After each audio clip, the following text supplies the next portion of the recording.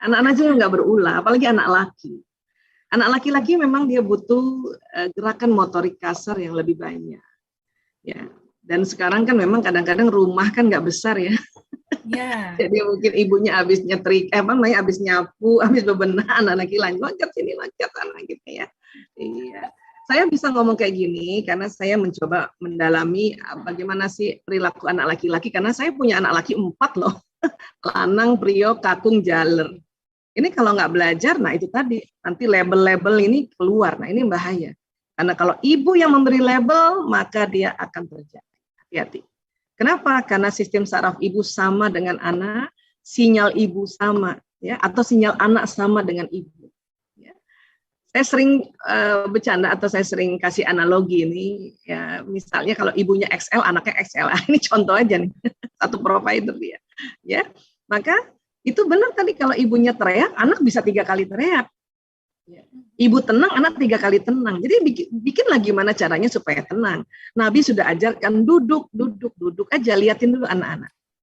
Ya, saya waktu anak-anak masih kecil itu saya mencoba rumah bikin agak lapang.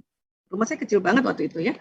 Tipe 36 itu. Bayangkan anak laki-laki saya main sepeda di rumah, main skateboard, main bola, main basket, main Lego, main semua di rumah.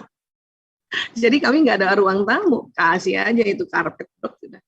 Nggak ada tuh namanya lampu kristal, nggak usah lah. Kristal kita lah ini, anak-anak ini. Jangan sampai kita gara-gara lampu kristal kita marah-marah. Nah, kristal asli kita pecah perasaannya, pikirannya, jiwanya. Ini yang bahaya. Ya. Nah, itu. Terus apa yang saya lakukan? Saya bilang sama anak-anak saya, nah kalau ibu sudah sampai agak tinggi suara, itu ada 2 itu. Ya, apa? Nggak sopan sama bahaya. Itu aja. Nah. Dan saya juga tidak serta-merta langsung teriak. Cek dulu. Dia lakukan masih punya aku. Masih oke lah ini dulu ya.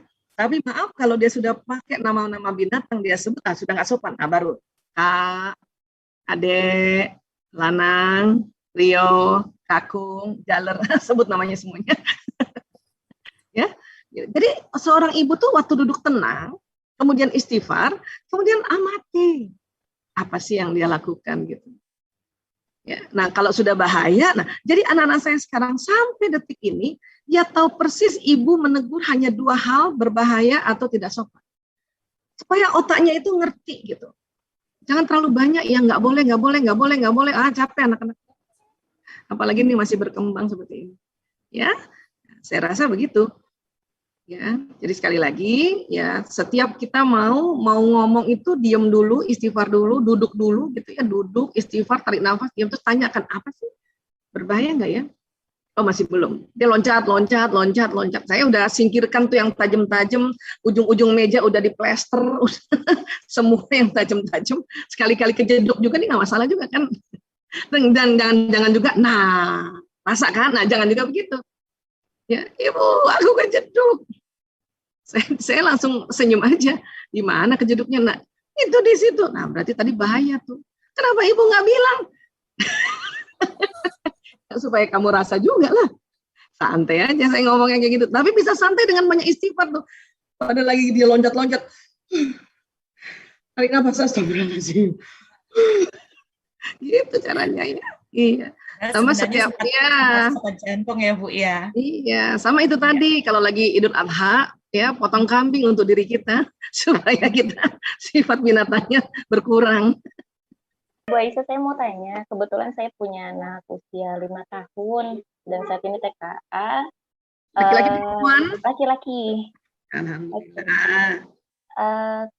Kebetulan insya Allah saya memiliki anak laki-laki itu yang aktif dan banyak yang berpikir anak saya itu aktif karena tidak pernah dibentak, dipukul atau dimarahin atau dicubit, karena si anak jadi tidak takut seperti itu. Dan itu sebenarnya memang karena faktor itu atau karena turunan juga ya Bu.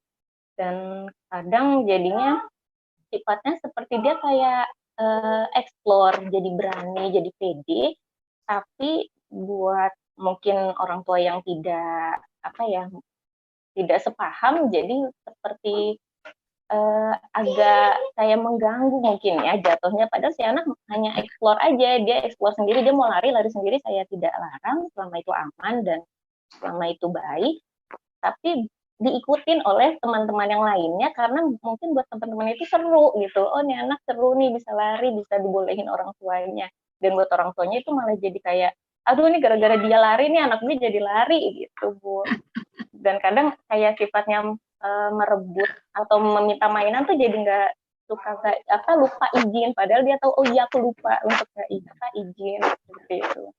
Bunda Veronica, kalau dapat komen dari orang tua kayak gitu, apa perasaannya? Karena gimana ya, bingung sih Bu, karena dia memang saya mencoba untuk mengikuti metode sekarang ya, yang sudah pasti ahlinya sudah tahu ya, jadi kita ikuti saja yang metode anak zaman sekarang, tapi di lain pihak saya bertentangannya dengan mayoritas lingkungan tidak sepaham dengan saya, jadi saya kayak sendirian gitu Bu, dan anak saya jadi kelihatan aneh malah. Nih, ilmu parenting itu harus ya ambil mazhabnya apa gitu ya.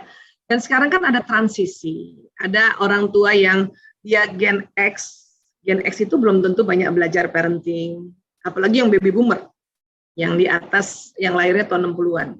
Mulai milenial, orang tua milenial baru diperkenalkan parenting ya, terutama parenting ala Nabi. Rasulullah itu nggak pernah bentak anak, nggak pernah cubit, nggak pernah mukul, bahkan pernah satu ketika Rasulullah gendong anak kecil dipipisin, kemudian ibunya tarik anak kecil, ibunya dimarahin. Oke? Jadi dari riset ternyata kalau anak dimarahin, dicubit, dipukul, otaknya hangus.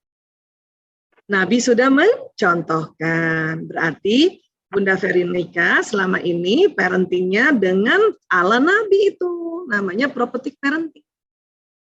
Jadi harus ya pegang itu erat-erat jenis parentingnya. Oke, prophetic parenting ala Nabi. Makanya bongkar lagi sirah Rasulullah, bagaimana menghadapi anak-anak kecil, menghadapi ya cucunya, anaknya, dan banyak banget contohnya itu, Masya Allah. Hadis-hadisnya juga banyak.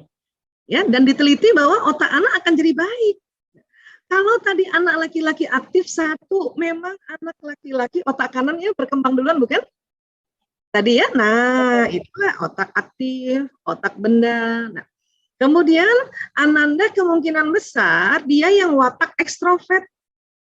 Watak ekstrovert itu watak yang senang sekali melakukan eksplorasi yang lebih spontan, senang berinteraksi dengan orang gitu. Ya, itu karena laki-lakinya. Nah, adapun nanti kita arahkan tetap seperti tadi. Ya, misalnya dia ambil temennya lupa minta izin, itu yang diarahkan. Nah, izin dulu. Oh iya Bunda aku lupa ya. Itu yang diajarkan. Ya. Besoknya lagi belum izin lagi, izin. Oh iya Bunda, aku lupa. Nah, itu yang diarahkan. Ya. Tapi bahwa Bunda tidak marahin, tidak apa, itu udah benar banget. Justru yang marahin, mencubit dan sebagainya itu yang masih perlu harus belajar parenting. Ya, oke. Nah, apapun yang kita lakukan, ikhtiar saja dengan arahan-arahan yang kita contoh Rasulullah, ya. Setelah itu tawakkaltu 'ala Allah. Oke? Karena apapun itu memang Allah juga yang suruh kita untuk lembut, ya dicontohkan oleh Rasulullah SAW untuk lembut. Jadi nggak usah khawatir, Bun. Ya. Kalau anaknya anak laki-laki, namanya juga laki-laki banget, otak kanan banget gitu. Nanti anak laki-laki kan tadi Bu Aisyah udah bilang, anak laki-laki mulai tenang, dan anak laki-laki sangat tenang, dan anak laki-laki seimbang itu waktu sudah kuliah. Ya, nah bagusnya apa kalau anak laki-laki kita nggak pukul, nggak cubit, dia akan sangat bagus perkembangan otaknya, kreatif.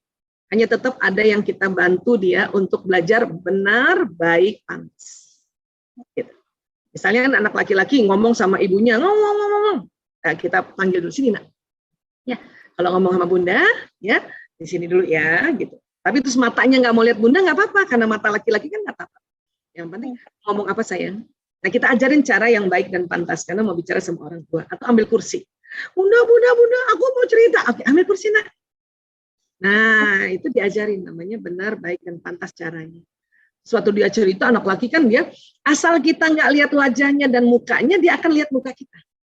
Saya biasanya pada saat anak laki-laki cerita, saya suka ambil kertas, ya ini saya selalu siapkan kertas namanya kertas yang warna-warni kayak gini nih tuh ya, saya tulis. Dan waktu saya nulis dia lihat muka saya. Dan anak laki-laki seneng banget kalau ceritanya juga ditulis, atau kalau kita lagi negosiasi musyawarah sama anak laki ya, misalnya mau main jam berapa, apa kita tulis, dia seneng banget. Ya, nah itu kayak gitu ya. Oke, tetap semangat. Iya, Insya Allah barokah.